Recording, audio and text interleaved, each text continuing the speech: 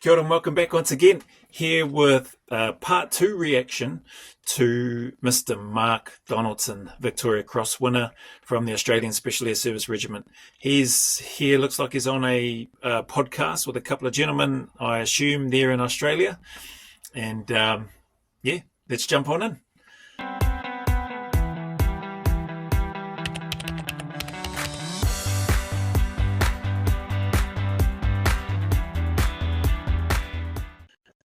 Okay, let's get to the play.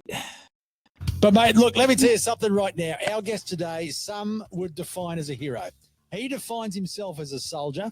He's joined the Army in 2002 and in 2004 was successfully selected to join the SAS, which is no mean feat. He's served in East Timor, Iraq, and has been deployed multiple times to Afghanistan. In 2008, he was awarded the Victoria Cross, Australia's highest military honour for exposing himself to enemy fire to protect injured troops and rescue a wounded Afghan interpreter. In 2010, he was awarded Young Australian of the Year. He's an author, a public speaker, and he is here with us today. Would you please, a big Naya Unloaded welcome to Mr. Mark Donaldson VC. Woo! Thank you. Mate, welcome. Thank you. How was that? That was great. Was that intro okay? That was perfect, mate. I wasn't sure whether I was supposed to clap as well, but that was that good. So listen, we've done a few things with Mark. Crack up. I didn't realise they said in there, if I heard correctly, that he joined the Army in 2002 and then did passed selection in 2004. So yeah, that's a short turnaround as well. Like, clearly mission focused, had a purpose to join, I assume. So like I said, I've had the opportunity to meet with Mark a couple of times. Really, really lovely guy, a very humble guy. And I've heard him share the story about what led to him being awarded the VC when he came and helped out on the Fremantle Dockers leadership and team building camp. So this is cool. I'm looking forward to hearing him speak about that. And yeah, that was a great intro. I like Mark's sense of humor. I wasn't sure if I was supposed to clap as well.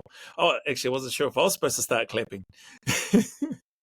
Mark, today we've had him down the range, haven't we, mate? We have. We're down there with the 60-second challenge. The 60-second celebrity challenge. So we'll go. Stay tuned. We're going to see how he did in that. But I thought this would be a great opportunity to maybe talk to Mark, hear his story, and everything around that, as well as talk, I don't know, a few things, guns, and when were you sort of exposed to shooting? Were you early growing up on the farm, or? Yeah, not so much like that. We didn't really grow up in a real farm. It was just in rural areas. But I would say, look, my dad used to have guns, but that would be my earliest recollection of it. Yep. Probably more so the higher exposure I got to it was when we moved up to Dorrigo, and some of his friends used to go out and shoot, and a couple of mates had guns on the farms and things like that. So that was probably my first real exposure to it. But I think, without jumping too far forward, but it was really when I joined the Army is when it I think it really became something. There was a consistency in my life anyway. I mean, it was your career, it's your bread and butter. So that's exactly right. You're no good at it. Yeah. What we might do, just to start off, for people that don't know, this is your book, The Crossroad, and it's a tremendous read. And I've got so many questions already because I over the past couple of weeks, I've been able to work my way through it. So we won't be able to cover everything off today, but like the book, I thought it would be good to maybe start discussing the experience that led to you being awarded the Victoria Cross from the very start, and then we might be able to delve a little bit deeper. So, talk to me about what actually went down on the 2nd of September in 2008. I love, just jumping in here before we hand it over to Mark, I love that in this podcast that they're jumping straight into that rather than I'm sure they'll talk about upbringing and growing up and all that sort of stuff later on, but it's just cool that they're diving straight into the meat of Mark's incredible actions on that day. So let's listen in. Yeah, well, I mean, the long version or the short version? Well, mate, we got all day. Look, it was 2008. We were there as a part of the Australian response to the global war on terrorism, if you will, or the government's response to deploying troops into Afghanistan to support that mission. As a part of that, we were on a counter leadership, counter network, as they would call it back then, mission, which means basically, trying to identify based off all types and sources of intelligence, Taliban, Al Qaeda, etc., leadership within the area, and over that period of time, the target packs would come in, and that led us to a particular area, a little bit further outside of where we were normally working, and we're doing a lot of work by night, majority in that trip. And this particular mission led us up to that valley up in Kazakhstan. We went out on a night mission, and we didn't get the target we were after. And so we were sort of the way I explained it, we weren't stuck there, but we were kind of stuck there, right? We didn't have all the cool toys and assets that the Americans have and had, or access to them like we did in the later years. So it was like, hey, we're here, a group of Aussies with the American Special Forces and their Afghan guys that they're training in the area. Like, what can we do to help out? And so a couple of missions were planned and executed, and the first one was quite successful. So we went to do something similar on the what would have been the third mission up there, and this one was a little bit different in the sense that we sent some of the Australian troops out overnight to get into like a cutoff position, and two of the patrols would hop onto the vehicles, the Hummers, the Humvees, with the American Special Forces and their Afghan guys. So I was a part of a patrol that was on one of those vehicles, roughly about 13 Australians, all up in those cars with the Yanks and the Afghans. So we went out, we did our thing. We got dropped off into a position, another Overwatch position, they call it. And, it was successful, mate. The mission was successful. What we tried to achieve was successful. Yeah. Daytime, like I said, risk profile is a lot higher at the daytime for obvious reasons. And because of that, the decision was made to go back to the base. The base being fairly small, undermanned. There wasn't a lot of forces nearby. And I take my hat off to the US guys. Like they really put themselves out there at that period of time. Small group, minimal support, and they do such a fantastic job. I was on the last Humvee. It was about 3 o'clock in the afternoon, roughly, heading west. I love that he's acknowledged and acknowledges the Americans. They do an incredible job for, a lot of flack that they get, particularly a number of, at least when I was going through and when I got out and then was working in the private security sector, a lot of the American forces would get a bad rep predominantly from the younger soldiers that were, either at checkpoints or in the Humvees on the guns, and the way that they were going about conducting, I suppose, business or operations for them seemed to get a bad rep. But man, like just the SF guys that I've been privileged to work with, and then the SF guys that I know who have worked with the Americans as well, the American SF, and even non-American SF, those guys are the best allies. Like they're just really good people that tried to and would give you whatever you needed to help you where they could, to help you be able to do the job. So when you're hearing, Australians or Kiwis talking about not having the resources or certain bits of kits or, ammunition or whatever the case might be, the Americans, man, they really go out of their way to try to help those that are their coalition partners. And that's pretty awesome, so love that Donno's just acknowledging them as well, putting themselves out on a limb. The Americans, small camp, not a lot of resources or manpower and stuff there. So they're making a decision to head back during the day to get back to that camp to just sort of, I suppose, reinforce it as well. West, so you're heading straight into the sun, and you don't want to travel on the same road back that you travelled out on for tactical reasons, for IEDs, and they might have come in armed or mostly armed their mines behind you in the hope that you would travel down that same route. So that pushed us out into the open a little bit, in between what I would call like a main sort of ridgeline and the green belt, the vegetated area. There was a couple of false starts. By that I mean, we were listening into their communications via the interpreters. They were saying they were going to ambush us, and it wasn't sort of really until about the third go at it that they actually did.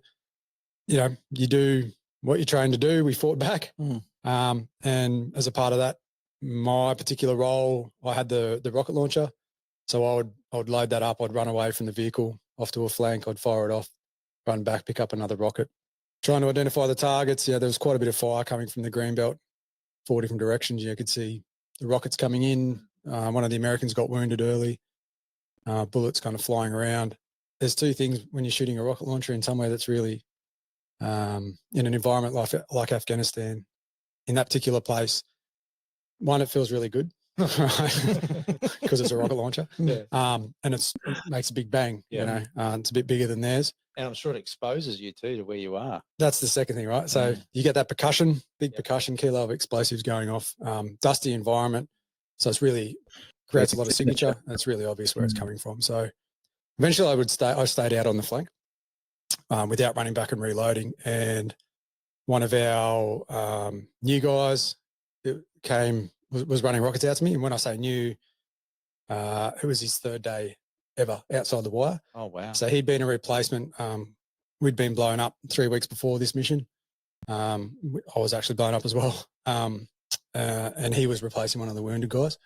So he hadn't been out on ops before. He hadn't been to Afghanistan before, straight off his training, third time outside the wire, and he was into a gunfight. And I remember having a discussion with him. It was like,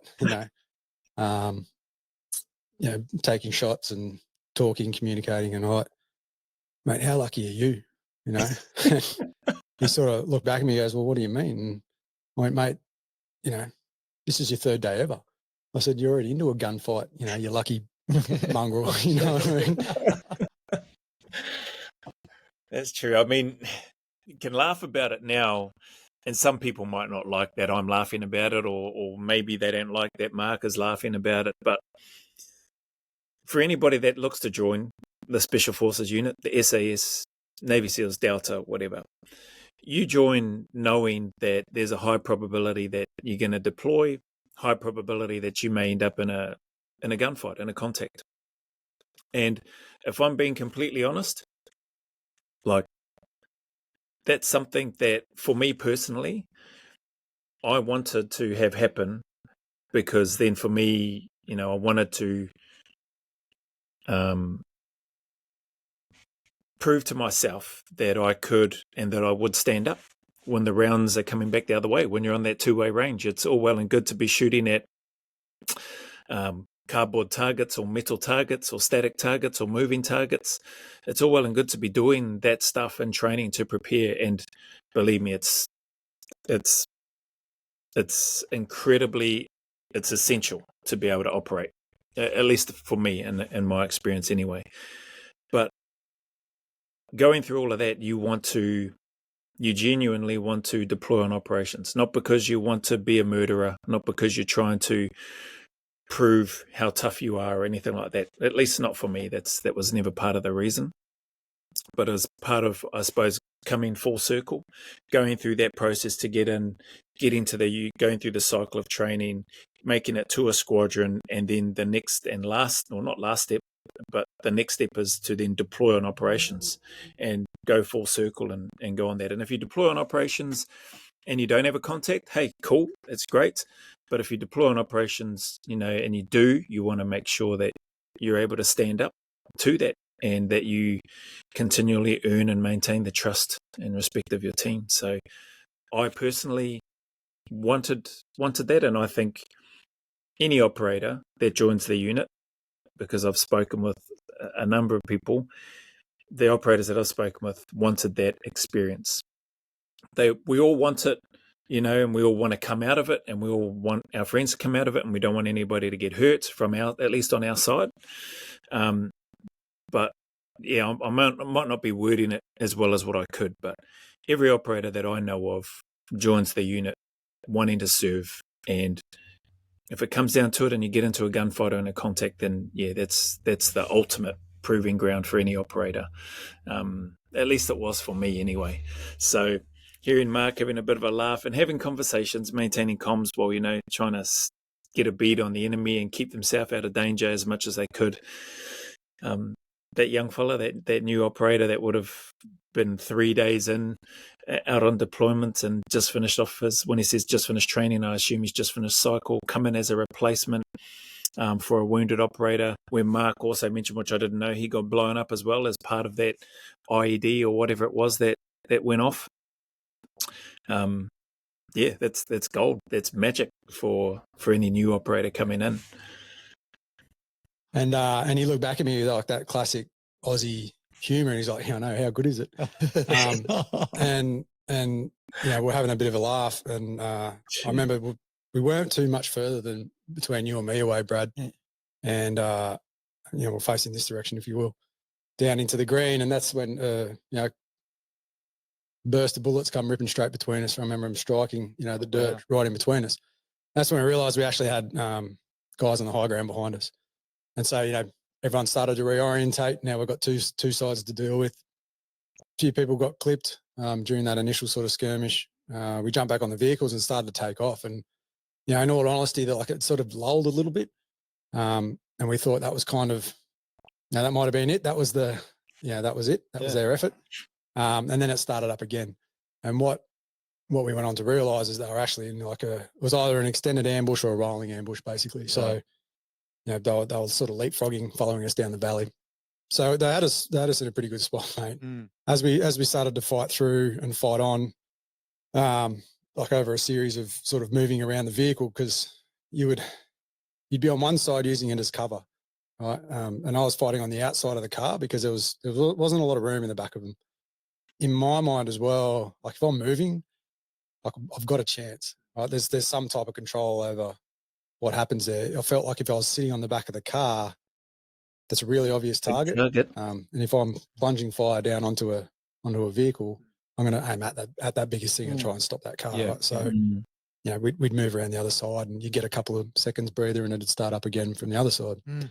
I remember looking forward and seeing my mate get clipped. He got shot, I think through his right leg first, through his calf.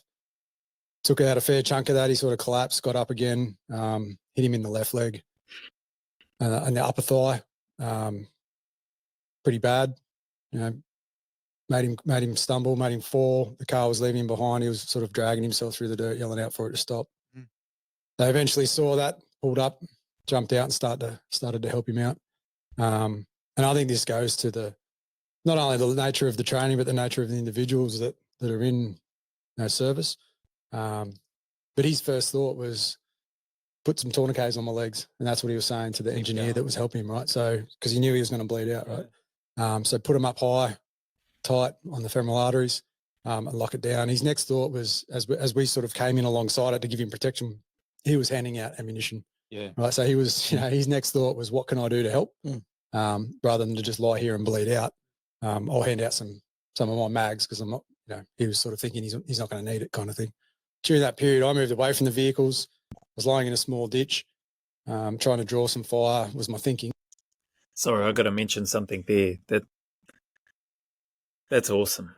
Just very self-aware, understanding the situation and what's happening in a terrible situation in terms of being wounded, shot twice through both legs by the sounds of things, once in the calf on one leg and then in the upper thigh on the other leg. Unable to move very well, likely bleeding heavily, in a lot of pain, all of that stuff going through, but still cognitively, still mentally sharp enough to go, hey, get the tourniquets on, medics are looking after that, or the team members, whoever they were that were looking after that, and then consciously going, okay, I can't do too much else, but I've got all this ammunition, and my team members are going to need it because they're putting down and spending a lot of ammunition. So I'm going to give them mine so that they can use it. Just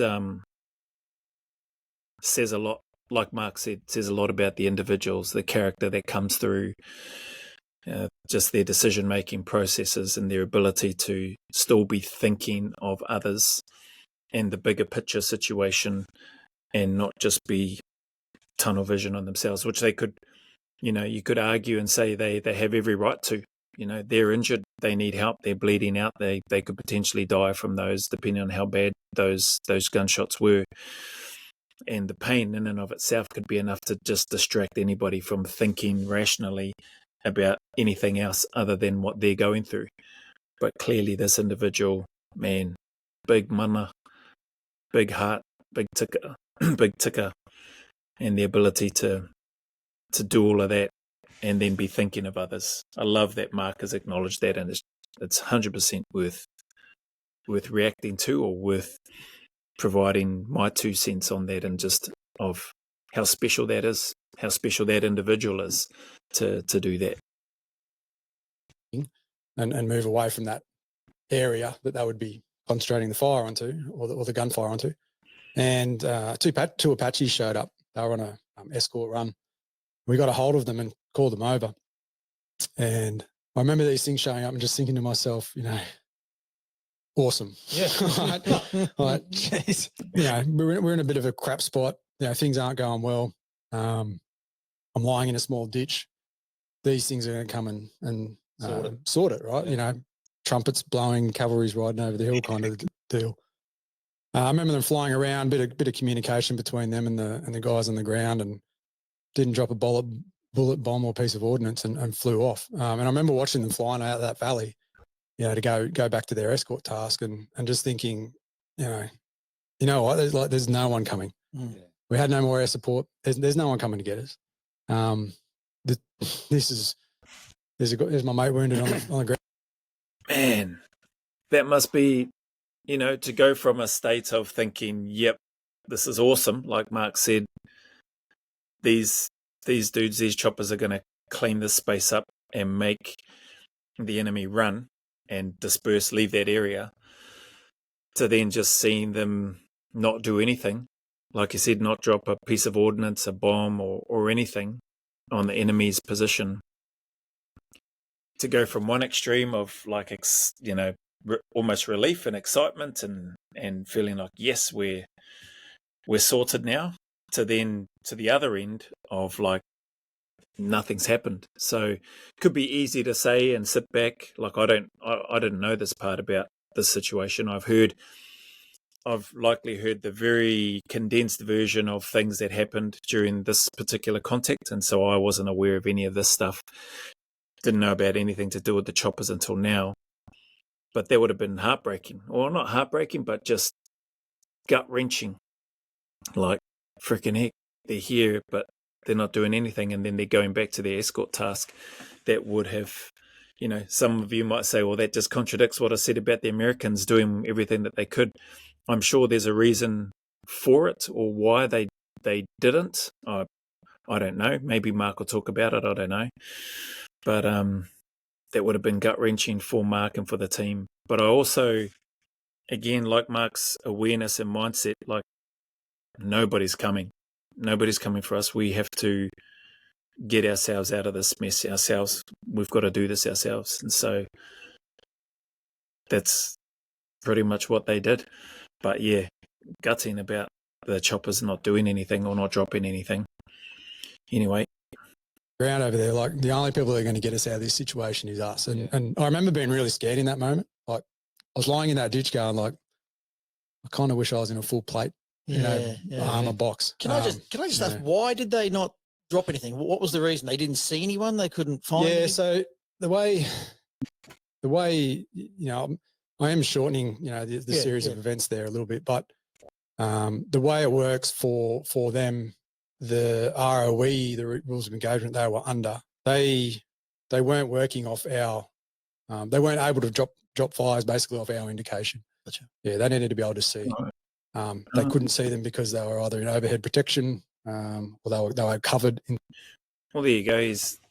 That's cool. There's a bit of an explanation there, and I've cut him off midstream, but he's clearly going to talk a bit more about it. But the interesting part is that their rules of engagement is that they needed to be able to see, is what he said. So they couldn't drop bombs or bullets or ordnance based off the target indications that Mark and his team were giving on the ground, which is interesting because you got, he said they had American special forces with their group as well. So I wonder if, clearly they couldn't do that. They needed to be able to see, is what Mark has shared. So we'll listen in and see what else he has to say. In some way, they couldn't actually see them firing at us, even though we were marking them with our own gunfire, saying that's the location. They, for whatever reason, and I don't, they were following their rules. Yep. They couldn't light it up. So, plus they were on a different task as well.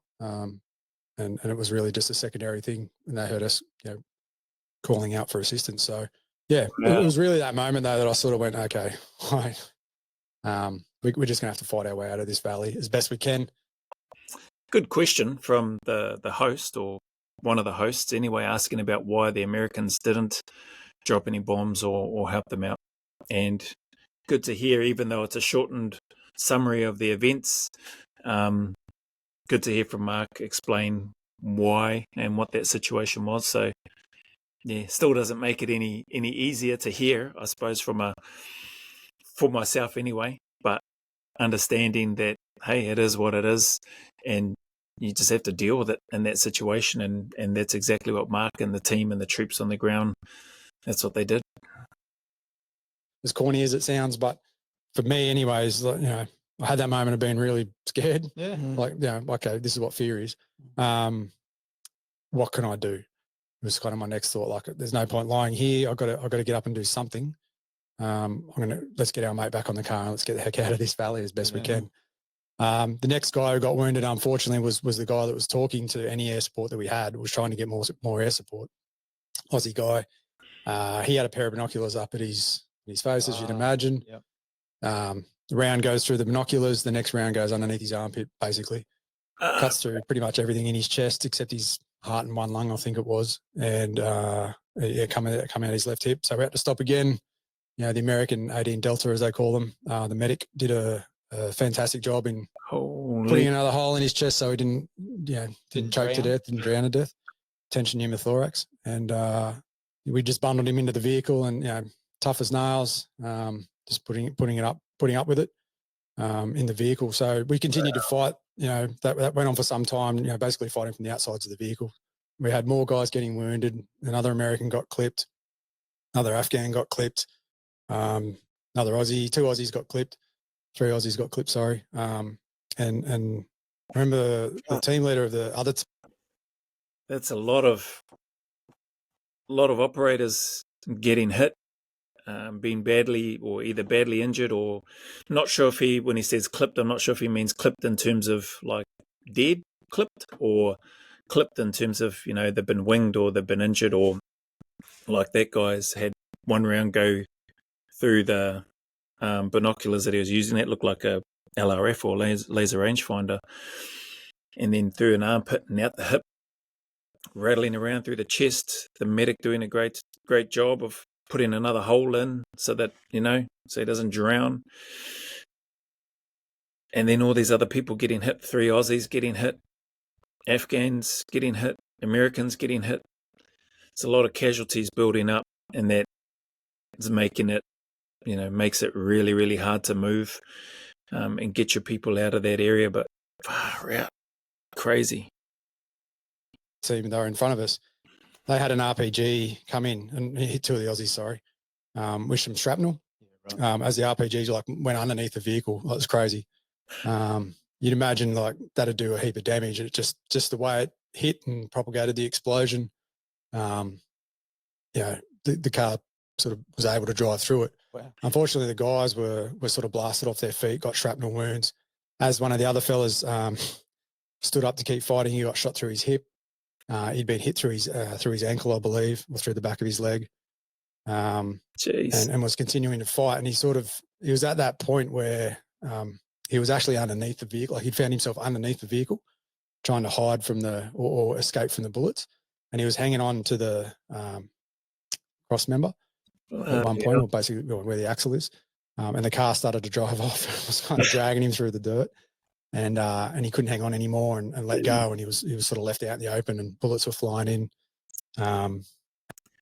Hey, I'm just going to pause us here. This is coming up on 30 minutes. Otherwise, I'm going to get drawn in and end up sitting here for the whole time. But I'll chunk this up. But mad, crazy to hear just in this short period of time how much has happened. And that's likely just the very tip of the iceberg. There's no doubt a whole bunch of other information that Mark is not including in the retell of this event that took place.